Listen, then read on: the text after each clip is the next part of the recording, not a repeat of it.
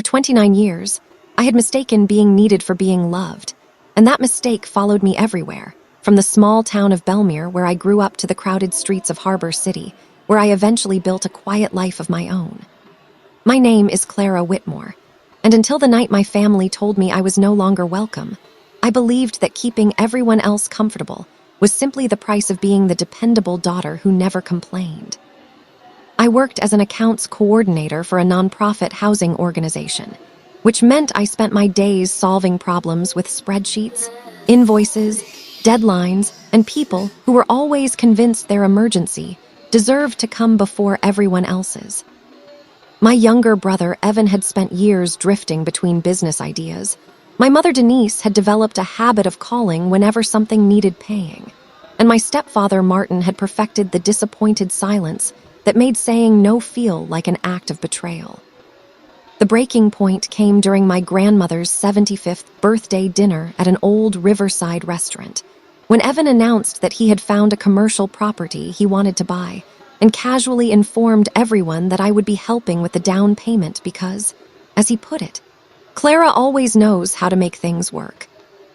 I smiled politely and told him that I wasn't giving him my savings, but instead of accepting my answer, my mother placed her fork beside her plate and whispered that I had become selfish since moving away. Then Martin leaned across the table and said something I would remember for years.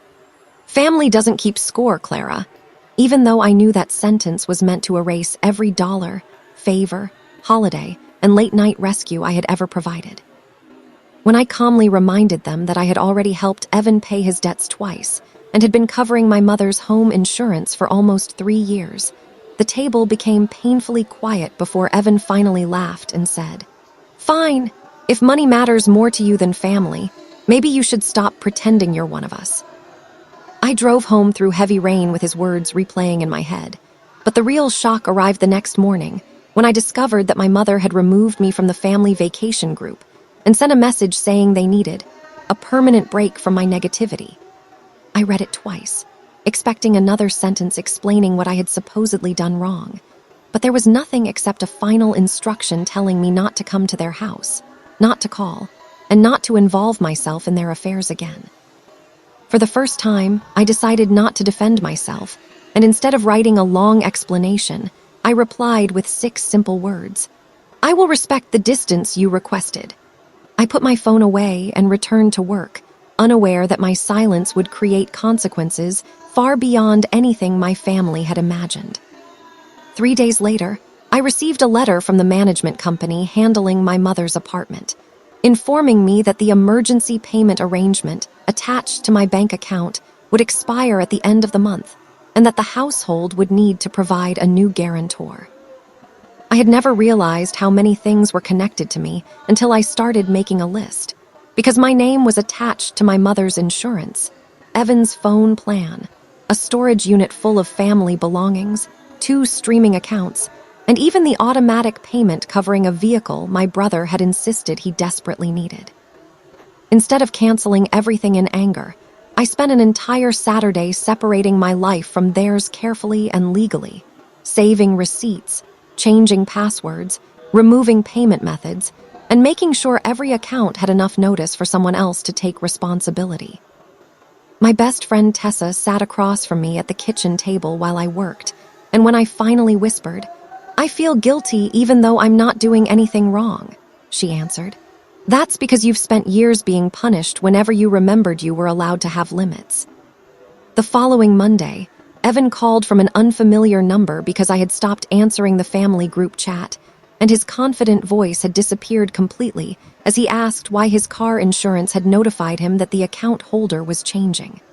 I told him that I was following the request for distance, and when he snapped, "You know I can't handle all this by myself," I quietly replied, "Then it's time for you to learn." That evening, something unexpected happened that changed the way I understood my entire family, because my Aunt Sylvia showed up at my apartment carrying an old wooden box filled with letters, photographs, and financial records that belonged to my grandmother.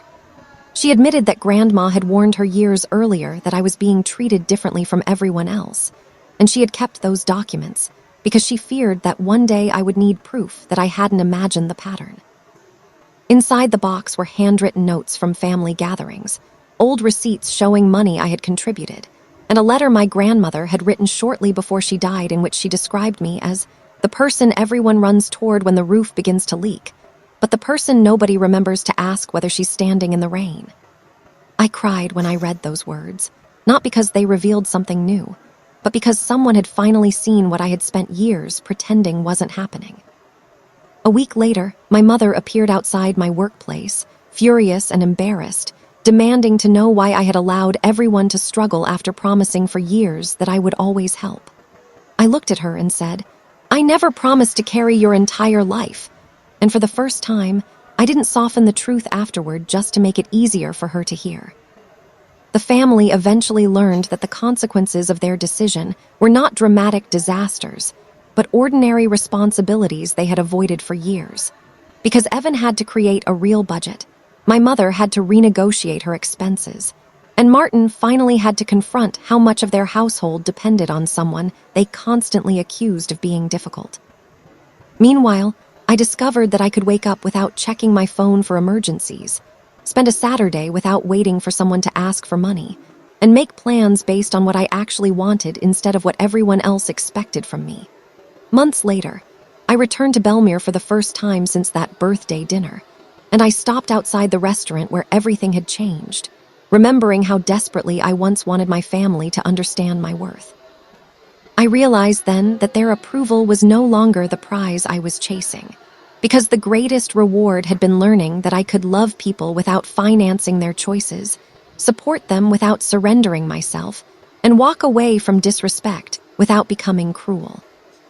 If you're listening to this and wondering whether setting a boundary makes you a bad person, remember that protecting your future doesn't erase the good things you've done for others, and sometimes the healthiest thing you can give a family is the opportunity to become responsible for its own choices. Please subscribe to our channel and share this video with your friends and family. We create entertaining and inspiring stories for our viewers, and your support helps us continue making great content for you.